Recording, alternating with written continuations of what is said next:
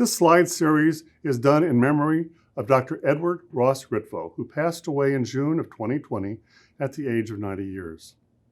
A pioneer in autism research, he led the field in establishing that autism was neurobiologically based. A graduate of Harvard and a U.S. Army veteran, he spent his entire academic professional career at UCLA. His work included studies of diagnosis and classification, genetics and epidemiology, as well as neurobiology and psychopharmacology. He trained generations of leaders in the field and is survived by family members and many, many students. It's an honor to dedicate this series of talks to his memory with the support of Dr. Ariella Riva Ritvo Slifka and the Alan B. Slifka Foundation. Hello, this is Fred Volkmar. This is another in our series of talks for teachers and parents. This talk is on bullying and autism. Objectives, I want to give you some introduction to bullying in general as it exists in the US and around the world, but then also talk more specifically about bullying and autism, what it is, what shape it takes, who's at risk, what happens, and how you can treat it. Let me say a word about terminology. There are different kinds of bullying. There's not a single satisfactory definition, but we know there are various types. There's verbal bullying, there's physical bullying, emotional bullying. Verbal is usually words, physical is obviously physical. Emotional might be ostracism, sort of not playing with another child. Cyberbullying, which is a special problem in autism, is using the internet, computers. Bullying can be indirect, for example, gossip, ostracizing, refusing to socialize, or trying to isolate a child, or it can be a very direct physical aggression. So who is at risk for autism in terms of being a bully or being bullied, or both? And you see various combinations. Mostly with children with autism are being bullied. We'll talk about aspects of bullying, prevention and intervention, and some of the available research. So some big picture issues. The scientific literature on this topic has increased dramatically, much more in general, and some about autism in particular. Again, there's some issues in terms of looking at definitions. We don't have a great single definition. The Center for Disease Control has come up with a definition. However, it excludes sibling bullying, which in point of fact is a common form of bullying in autism, so it's problematic. Bullying emerges in the context of a complex social picture. Bullying has to do with power, either physical power or power socially or power on the internet. There's all kinds of problems in terms of thinking about bullying being an aspect of a destructive social relationship. Children with autism are at very substantially increased risk for being bullied. Bullying is often under-recognized. Bullying is also not confined to the school. It can happen in the playground, the bus, it could happen in the scouts, it could happen out in the street. It's not just confined to schools, although that's a common place for it.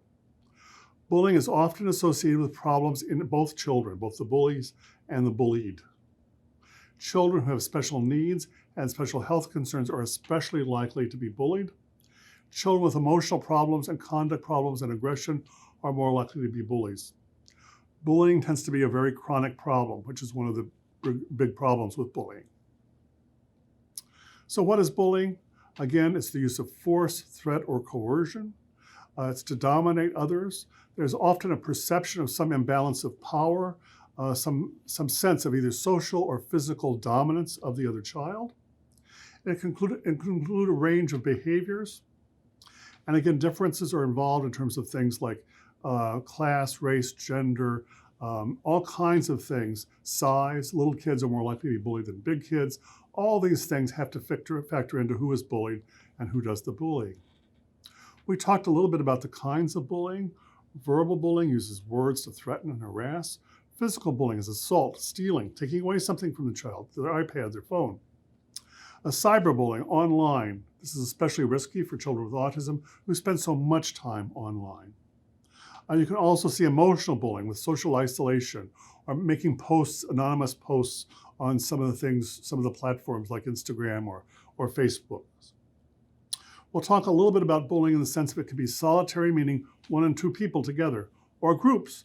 You can have a group leader and a group of his lieutenants who then do the bullying, who's in charge. And then you can also see subtle bullying and very overt bullying, and there's a whole range in between. Typically, bullying is repeated. There are various levels of intensity. It can be very minimal and can be quite overt. There may be cultures that involve a very strong bullying aspect, the Nazis, for example. But you can see this sometimes in fraternities or in sports teams where there's an aspect of hazing that involves bullying. Complex bullying can involve multiple people. Often one person's in charge, and then they have people who carry out the bullying, or it can be one-on-one, more simple.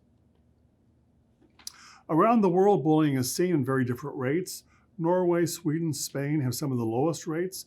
The US is in the middle, with around 18% of children reporting bullying, roughly. Highest rates seen in Turkey, Lithuania, around 30%. This is according to the World Health Organization, the WHO. You can see bullying starting to decline in adolescence. It often peaks in middle, junior high school, and then starts to go down. It can continue into adulthood and can continue into the workplace. Boys are more likely to report. There are some gender differences in the forms of bullying and who is bullied. And there's some social differences in terms of who is bullying, especially people with Asperger's, autism, who are socially isolated, are very good targets for bullying. Again, we mentioned in the US, about 20 to 30% of children will report being bullied at least once in school. Bullying has various indirect forms, and there are gender differences. Boys tend to use more physical bullying, girls more social, indirect, ostracism kinds of bullying. That is starting to change a little bit with girls engaging in more physical interventions, physical bullying. According to who's being bullied, we look around the world at special ed students, especially those with autism spectrum disorder, anybody with minority differences, educational differences, ethnic differences, cultural differences, LGBTQ youth, all these things are risk factors for being bullied. Children who are socially isolated, which includes almost all children with ASD, are very much at risk. Other kinds of things, wearing glasses, being obese, other things that children can make fun of, put you at risk for being bullied. In autism in particular, people are really targets for being bullied. Sometimes they're perpetrators, but usually they're the targets. They're socially less capable. They don't appreciate social nuance. They may laugh at inappropriate things. They may not understand jokes. So they sort of stand out. They may dress differently. They may look differently. So they really are good targets for bullying. If you have autism and your likelihood of being bullied is probably doubled to about 40%. If you have autism, ASD, and some other problem, like you're anxious or you're depressed, your rate of bullying goes to 75%. So there's a tremendous increase in bullying as you add on the autism, and then as you add on things on top of that, that makes very, very, very great targets for bullying. This slide just shows the results of one study. The typical population, you have a student with ADHD, attention deficit hyperactivity disorder, autism by itself, but you put the two together, you see close to 60% of the students report being bullied. Warning signs of bullying: unexpected, unexplained injuries, loss of objects, iPads, dollars, phones, things that happen like that, changes in behavior, sleep and mood problems, headaches, depression. There may be physical symptoms, stomach aches. You may also see dangerous behaviors, running away. You may self-harm, suicidality. You may see changes in academic skills, loss of interest in school. Some children will start avoiding school to avoid being bullied. The risk factors for being a bully, well, there seem to be two general types. One is children who are socially powerful and well-connected, who enjoy the power aspect of the bullying. Others who are more isolated kids, often with low self-esteem, who are seen often very much in the context of being exposed to bullying at home and aggression at home. If you look at the risk factors, exposure to aggression is a big one, especially at home where they see violence at home. Violence is the solution to their problems. Peers who bully themselves, they become a model. And children who have conduct problems, children who are already engaging in bad behaviors, are at risk for being bullies. Where is bullying more likely? Well, most importantly to know, less structured places: lunch, recess, bus, gym, hallways, bathrooms. These are places where bullying often occurs. Those are the places where teachers aren't so much around. Also, some special situations, sports, and sometimes other situations when there's little or no adult supervision. Playground supervision accordingly is very important. Sports and PE are a special problem for kids with autism spectrum. They often do not do organized sports so well, except sometimes for things like running and swimming. There's often an emphasis on fitting in, dressing the same way, looking the same way. Organized sports, especially team sports, are often not such a good fit for the students on the autism spectrum. They don't get the team aspect. They don't understand about the social aspects of, well, I have to pass it to him, he's on my team, not to somebody on the other team. And it's fast-paced, it's too much to process, too much social interaction too quickly. So this sets them up for being bullied, especially in social situations. Physical ed classes where they stand out as being poorly motorically coordinated, they don't understand the directions, they really are a setup for being bullied. And again, to keep in mind that for the sports coach, who sometimes can sadly foster bullying, the idea is good sportsmanship, it's not just on winning. Difficulties as children move into adolescence, they may stand out, especially from their peers in terms of seeming even more socially isolated because their social skills are at a much lower level. They don't engage in the same kinds of competitive sports that other kids do, although they sometimes can do running, swimming, things like taekwondo, judo, things that are more isolated, that even when you're on a team, you're doing it by yourself. Things like taekwondo, judo are nice because they're very developmental in their nature. You start very specifically and grow, and develop. Adaptive physical education should be used more frequently and as a way of encouraging physical activity, because so often children with the autism spectrum disorders are isolated socially. They sit on the sidelines. They don't engage in physical activity. They learn at home not to engage in physical activity. As a result, they're at risk for all kinds of physical problems due to obesity. Cyberbullying raises special issues for autism. Children are a special risk because they're so highly using the internet. They're on the internet all the time if they can understand the internet at all. Cyberbullying can also be anonymous. You don't know who you're really dealing with. Somebody describes themselves as being another 10-year-old child. It could be a 60-year-old man somewhere across the country or next door. So again, keep that in mind. This can be a very complicated thing to root out in terms of it's a form of harassment that you can see through email, social networking, posts on websites, things that can't be taken down once they're up there. And often it's used by girls because it's an easier way for them to get access to being somewhat aggressive, but in a not so much physically aggressive way. Also, because we use assistive technology a lot in schools for kids with autism spectrum. We use tablets, we use the web, we use a lot of things, but we can use that to teach about bullying as well. Cyberbullying is unique because it goes on around the clock. Also because it can be anonymous, and things that are posted, for example, on Facebook or Instagram, you can't take back, and people will try to post things anonymously. One survey found that about 16% of high school students, all high school students in the United States, report being cyberbullied at least once a year. There are important implications of being bullied. Children who are bullied are at risk for a range of problems: suicide, violence, post-traumatic stress disorder, social isolation, anxiety and depression, low self-esteem, and problems with relationships and aggression, and substance abuse. So think about that in general, and then think about that in children with autism. There are important obstacles to seeking help. The child with the autism spectrum disorder may not understand they're being bullied in the first place. And then they don't know how to ask for help, and they don't know how to initiate and how to understand it. And they also could be afraid of reprisal. Other obstacles to seeking help. The child may not feel like he wants to seek help because he feels humiliated and he doesn't want to talk about it, or she. Or the bullying may make the child feel more socially isolated, and they're worried about sort of just distancing themselves more from peers. So that fear of peer rejection feeds into their fear of reporting the bullying. Cyberbullying has an unusual pattern of effects. We see more effects in terms of alcohol and substance abuse, especially as children get older. We see problems with school avoidance and academic issues, as well as increased problems with self-esteem. Children who are being bullied actually have a range of health problems as well. They sometimes will present to their pediatrician with a range of physical complaints. Ways of responding to bullying are important. The first thing is when you see bullying happening, stop it, report it, speak up. These days with iPhones and iPads and other kinds of social media, you can document it. You can take a picture and text it. You have to set the no tolerance policy. No bullying allowed. Send a very strong message about this. Explain to students in your classroom, when you see bullying, say something. Ask a teacher for help. Get an adult. Don't just let it happen. Sometimes children will just passively watch, and you have to point out to them when you do that, you're basically agreeing to the bully. You're agreeing to the being bullied. We don't want that to happen. You need to set this culture in the school of not tolerating bullying. So the good things about technology and bad things about technology.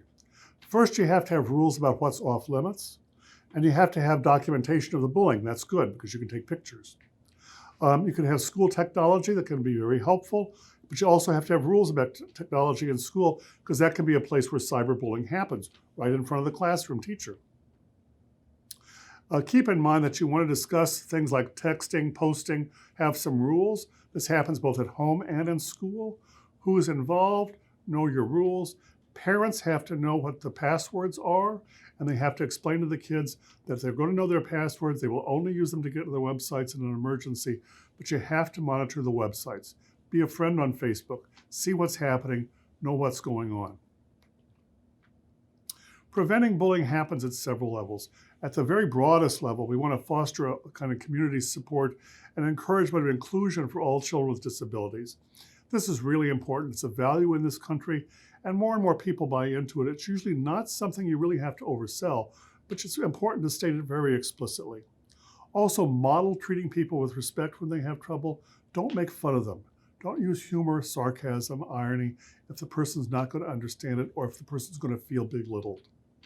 Keep in mind that things may have an important after effect, even though you do something. I had, for example, a teacher, I heard from a student who I was helping with autism in college that he was being bullied by his teacher, and I couldn't believe it.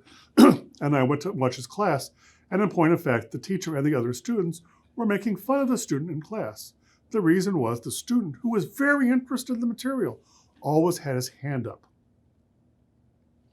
And so it became a running joke in the part of the class, and the teacher, they said, oh, let's call on Joe again. And Joe felt badly because he knew the teacher was sort of making fun of him. So afterwards, I explained to the teacher, you realize you really are kind of bullying him, and he hadn't realized that. So we worked out a set of rules where the kid could ask one question in class, and then he could have 5 minutes after the class with the teacher. The child's side, he had to learn about what classroom etiquette was. You can't have your hand up the whole time. But again, we need to teach. We need to foster abilities. We want to foster special interests. We want to help children as much as we can. Again, fostering a supportive environment, having parents and teachers, that other children will report bullying too. We want to discuss activities at home, especially things like on the bus where there may be very little monitoring. Parents need to be involved with the school in sort of setting this environment of support and encouragement. Parents and teachers, again, need to model with each other how you treat each other with respect and dignity and kindness. Parents should keep in mind that children who have their tablets at home and their computers, they need to know what they're doing online.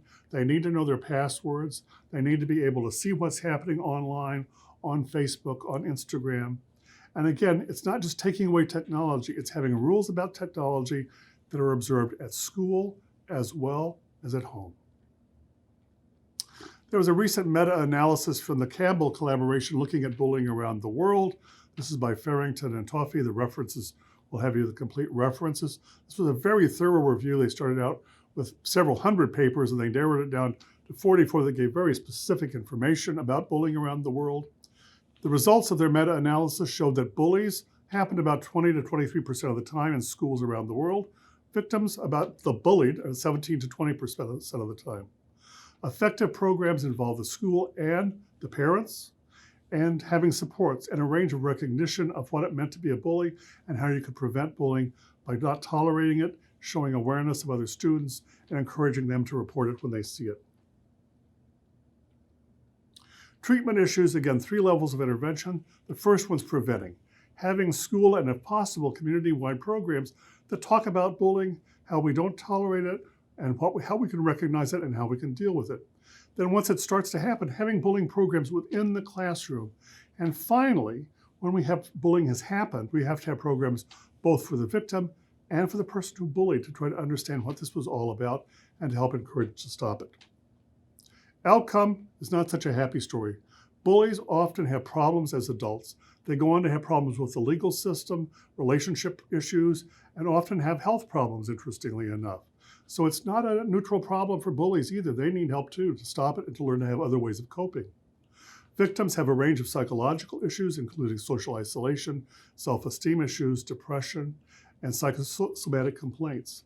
They also are more at risk for having suicidal ideation, and they may be at risk themselves for being bullied in the workplace, which can be a problem in adults. The legal issues around the country vary. All 50 states now have laws. They vary somewhat in terms of how they define bullying. Cyberbullying is probably the most widely varied in terms of its definition, if it's defined at all. Again, there are various mandates in the various states for school teacher training. You should know in your own state what the mandate is for you and your school in terms of having ongoing training and classroom preparation for bullying and dealing with bullying. Interventions, again, both at the overall level, looking at preventing bullying school-wide, having educational programs, then teaching in the classroom about what's important to be proactive in preventing bullying, and then dealing with bullying when it happens, dealing both with the people who are bullies and the people who are bullied. And keeping in mind, especially, children on the autism spectrum have to understand and be taught explicitly. You can use things like social stories, comic strip conversations to help them understand how they respond to being bullied. And again, keep in mind that bullying often is a persistent problem and you have to be aware of it and always on the lookout for it. So the take-home lessons about bullying. Bullying is a relatively common problem in all U.S. school settings, affecting about 20% of all children. It's an international problem. Children with autism have at least double that risk. When they have other problems, that risk goes up to probably around 75%. Be aware of the warning signs of being bullied. Especially be aware of differences in terms of the child's interests, their avoidance of schools. Teach your child about how to approach relationships and help him or her be alert to being bullied. Again, explicit teaching helps. Thank you for listening. And again, for more information, visit our website.